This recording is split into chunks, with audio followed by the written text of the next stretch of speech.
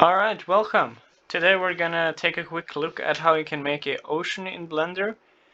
I've been trying out quite a few techniques and I've figured out what technique works the best. As you can see here, I have a decent looking ocean. It's not entirely photorealistic, but you can tweak this and get it pretty realistic if you want. You can add a ocean normal as well if you want, but for this tutorial I'm gonna do a pretty quick and easy one, focusing mostly on what you can do without textures from the internet, and yeah, basically just what you have in Blender when you download the software. So first of all, I'm just going to delete everything I have here and start all over again. You can start by adding a simple plane, scaling it up a bit to a nice size, and then subdividing it in edit mode to a sufficient amount of detail. I'm gonna use about this much. Actually, maybe one more.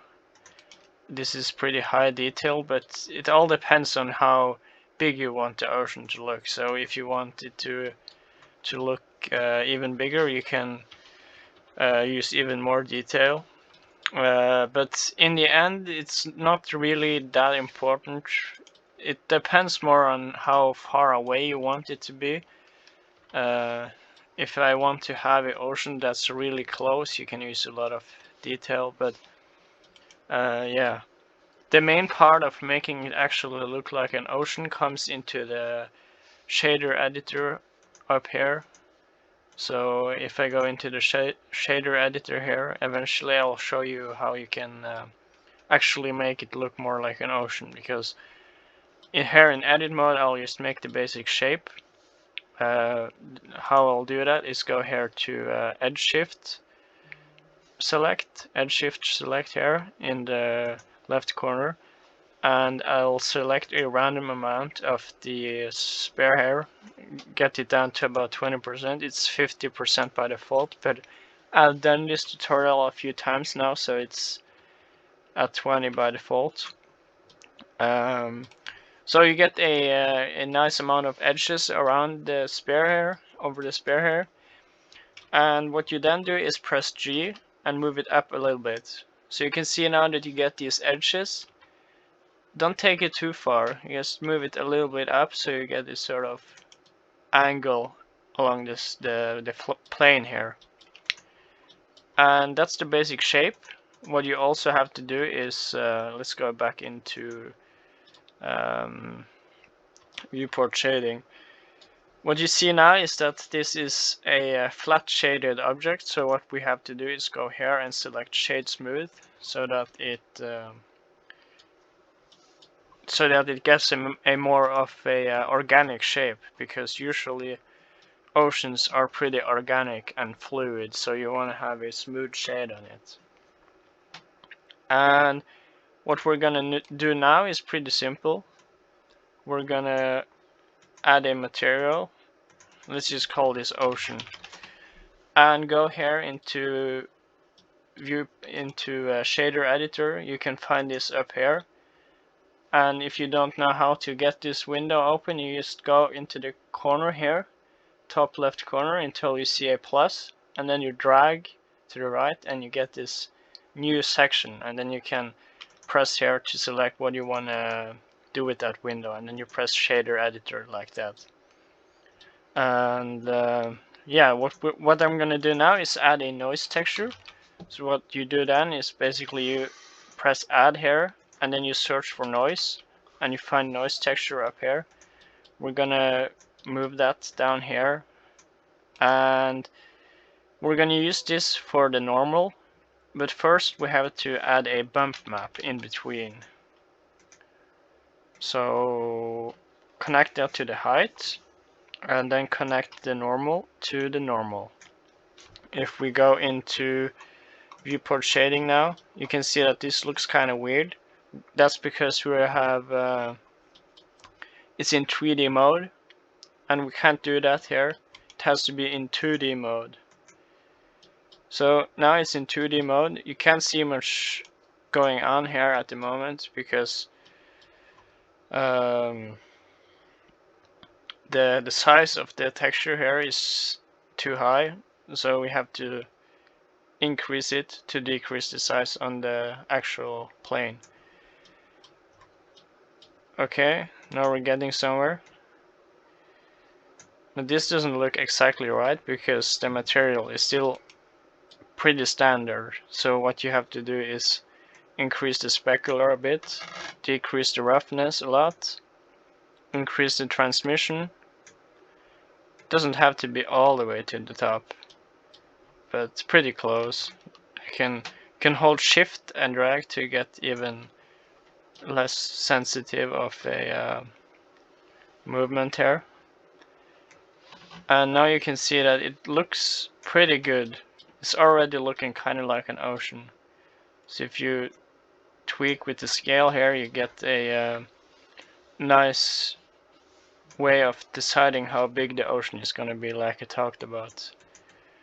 And yeah, you can also tweak a little here about how big the waves are supposed to be. If you do like this, it's basically only the shape, and that looks kind of weird, so you definitely want to have at least a little bit of waves in here.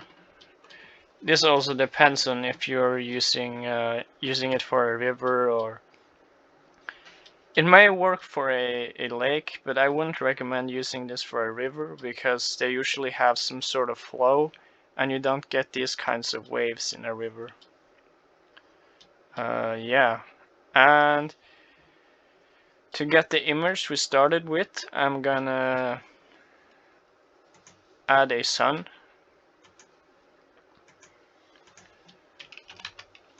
I'm just gonna move it a bit up so I can see better. And then I'm gonna press R and rotate it to get a nice angle. If we go into the render mode here, we can get a better view of how this actually looks. So now you can see that it has a sort of area around the sun that looks like the typical kind of shine you get in the water when there's a sunset. To get this a bit more beautiful, you can just change the color to something a bit warm. Usually something between red and yellow works, but I usually pick something pretty close to red, like this. And I think that works pretty well. You can also switch it to cycles if you want, but yeah. As you can see, it doesn't look too bad in cycles either. You can always tweak around with this, how much waves you want in the settings over here. And yeah, basically the final step now is just adding a camera like this. You can press here to get the camera view. And getting the rotation and everything set up.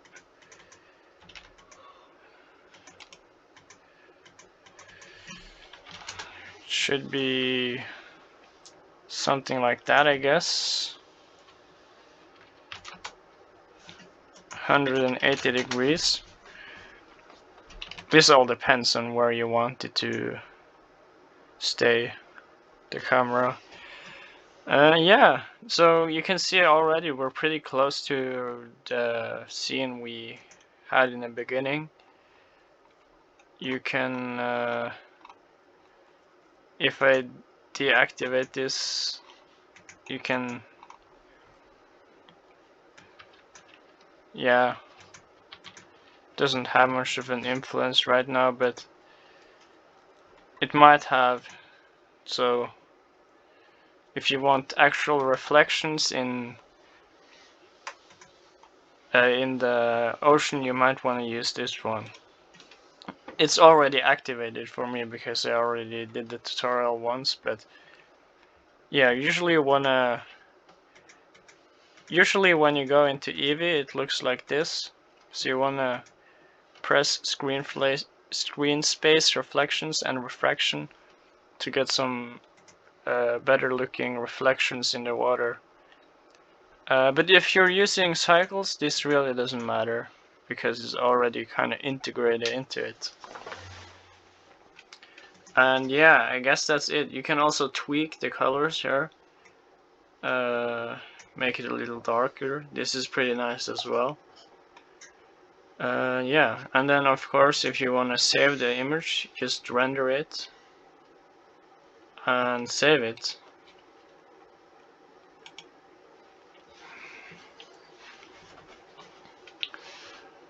I'm pretty new here on YouTube, by the way. I've been making YouTube videos for a few years, but I haven't been as active as I could have been. I've recently opened my own website where I sell art and t-shirts and stuff, so you should check that out. I'll leave the link in the description. And yeah, well, that's basically it.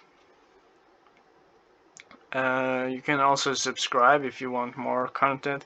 I make a pretty varied, broad spectrum of content here on my channel. Everything from humor to animation, so it should be interesting no matter what kind of interests you have. Yeah, I'll come back to you guys later in another video. See you.